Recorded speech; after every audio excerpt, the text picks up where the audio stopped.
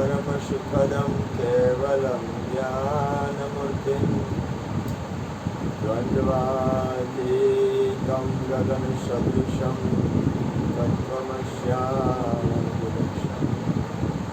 एकं नित्यं विमलमचलं सर्वदेः साक्षिभूतं भावातीतं त्रिगुणरहितं सद्गुरुतं प्रगट गुरु हरिहर जीवन घटो घट बोलनार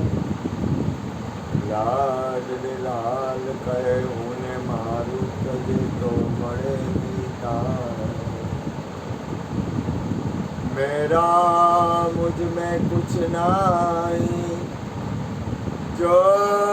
कछु है सो तेरा तेरा तुझको सौंप दिया अब क्या एक वस्तु याद राख मनुष्य जन्म મળ્યો છે મારો અંતરાત્મા મને એવું લાગે છે કે પરમાત્માના નામ બોલે આ જીવનું કલ્યાણ નહીં તમે જેમ સહેલું પડે જેને જે રીતે પરમાત્માનું નામ અનુકૂળ લાગે તમને જેમ ગમે પણ પરિણામે તો પ્રભુ નામ એક જ સત્ય છે પરમાત્માના નામ વગર આ જીવને શાંતિ નહીં દરેક વ્યક્તિ પોતાના જીવનમાં સ્વતંત્ર છે કોઈના ઉપર બળજબરી હાલે નહીં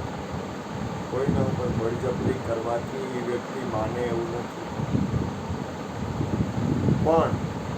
મોંઘામાં મોંઘી વસ્તુ હોય મોંઘામાં મોંઘી વસ્તુ જેની કોઈ કિંમત ચૂકવી ન શકાય એવી વસ્તુ તો ભગવાનનું નામ સમોવડ કોઈ નહીં જપ તપ તીરથ વ્રત યોગ નામથી પાતક ટળે નામે નાથે રોગ નામથી બધાય પાપ ગળી જાય અને ગમે એવો રોગ હોય નામથી ગળી જાય મોટામાં મોટો રોગ આપણને હોય તો જન્મ મરણ આ વિશ્વમાં એટલો મોટો કોઈ રોગ નથી આ નાના બાળકો વયા ગયા સંસારમાં દુઃખ અને સુખ આવે છે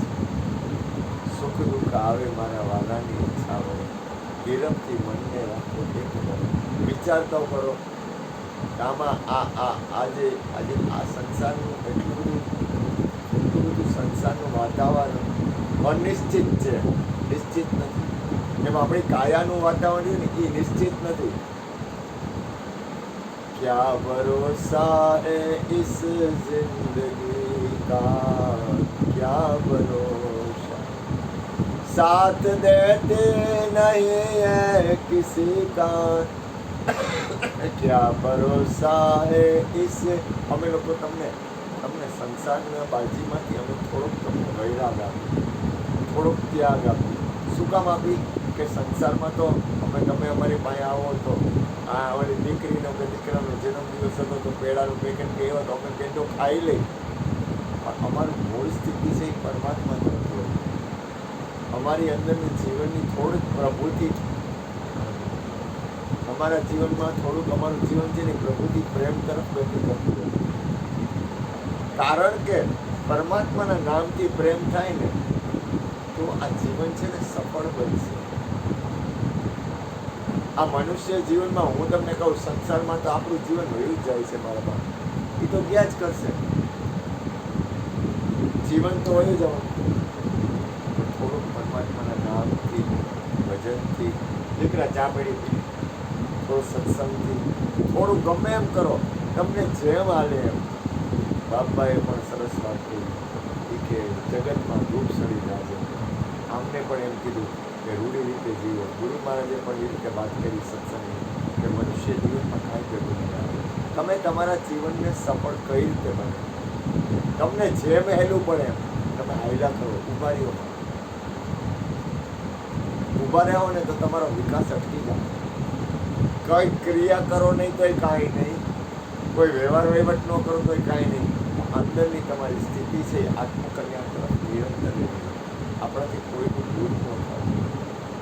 આપણાથી કોઈનું પણ થોડુંક અંદરના આપણી અંદર મારી અંદર એવા કચરા છે કે થોડુંક કોઈના વિશે નબળું વિચારાય. નબળું એટલે કે થોડા રાગ દ્વેષ થઈ ગયો. આપણને કોઈના વિશે થોડુંક એમ થાય કે આ વ્યક્તિ આમ કેમ કરે છે, પણ એ વ્યક્તિનું છે, આપણું નથી. પણ એ થોડુંક અઘરું પડે ભગવાન. એટલી બધી સ્થિરતા, એટલી બધી સ્થિતિ, એટલું બધું ઉપર બહુ ચા છે ને દીકરા, બહુ મનુષ્ય જીવનને સફળ બનાવવું ને એના માટે થોડુંક જીવનની અંદર થોડીક તમારે અહીંયાથી અહીં આવતું તો તમે થોડાક તૈયાર થયા પછી તમે આવ્યા છો. હાલો હાલો બાપુને જાય એમ આપણે એકદી કાયા છોડવી જ પડશે, છૂટકો જ નથી. એમાં કાંઈ હાલશે જ નહીં, કારણ કે આ મૃત્યુલોક છે. તો કાયા છોડી અને આપણા જીવનમાં આપણી અંદરની કંઈક સ્થિતિ હશે, આપણી અંદરની કંઈક સ્થિતિ હશે, આપણા જીવનનું કંઈક અંદર આપણી અંદર તમને ખબર છે તમારા મનના વિચાર છે ને એ તમારા ભેગું આવે. સમજાય હું બોલું? તમે તમારા મનના વિચાર હોય ને તમારી અંદરની જે ગતિ હોય ને, મનુષ્ય જન્મનું મુખ્ય કારણ વાસના છે, જન્મ મરણનું કારણ વાસના છે, રાગ દ્વેષ છે. તો તમારી અંદર જો પ્રભુનું નામ હશે તો રાગ દ્વેષ અને વાસના કરશે. તમારું જીવન સાર્થક બનશે. આ દુનિયામાં કાંઈ છે નહીં. ખૂબ આનંદ કરો, ખૂબ તમારી રીતે સંસારમાં પૈસા ભેગા કરો, અગાવાલા માર્યો, કુળ કુટુંબ માર્યો, સારું સારું ખાઓ, સારી ગાડી લ્યો, કરો, બધુંય કરો, પણ અંદરથી આત્મકલ્યાણ તરફ ગતિ કરો.